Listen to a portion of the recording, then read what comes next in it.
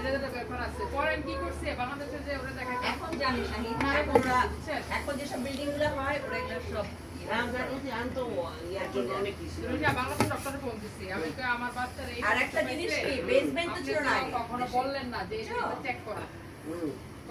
শুনেন আমরা কাউকে বলতে পারি না কারণ এগুলো ৭,০০০ টাকা লাগে তো কি আপনি করতেন তাহলে কি আমরা আমাদের তো এবিলিটি আছে আমরা করতে পারতাম কিন্তু অন্যদের ব্যাপার ভিন্ন আমাদের তো এবিলিগতভাবে চিনে যে আমাদের ১০,০০০ টাকা হইলেও আমরা এটা করাইতাম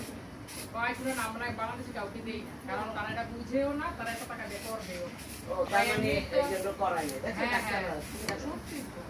শুনেন বাংলাদেশিরা তো এমনি বদনাম ডাক্তাররা অনেক চেক আপ করতে দেয় শুনুন বাংলাদেশে সিস্টেমটা চালু করে দিলে প্রত্যেকদিন ঢুকে যাবে বাঙালি ডাক্তাররা তো ১০০টার মধ্যে ৯৯টাই শুনতে পারছেন না এই যে এখন আপনার লেট সম্পর্কে আমি নিজেও জানতাম না না আমাদের দেশে আগে কোনো বিল্ডিং এ বেসমেন্ট ছিল না যদি উপরে হয় লেজ দিতে পারে না আমাদের বেসমেন্টে অন্ধকার স্যাঁতসেঁতে জায়গায় ফিরে না ওর তো ছিল দাদার বাড়িতে দাদার বাড়ি আবার অনেক পুরনো পুরনো বাড়িতে হয় বলছে হ্যাঁ পুরনো বাড়িতে তোমার মায়ের কাঁদছে না অনেক সময়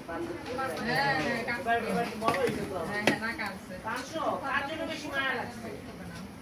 আমার ভাতিজা ভাতিজি মামা তো বোন কাকে বল মামা তো বোন কাকে বলে বাংলা এবার একটা ল্যাঙ্গুয়েজ ঠিক করছে ভালো হয়েছে দ্যাটস গুড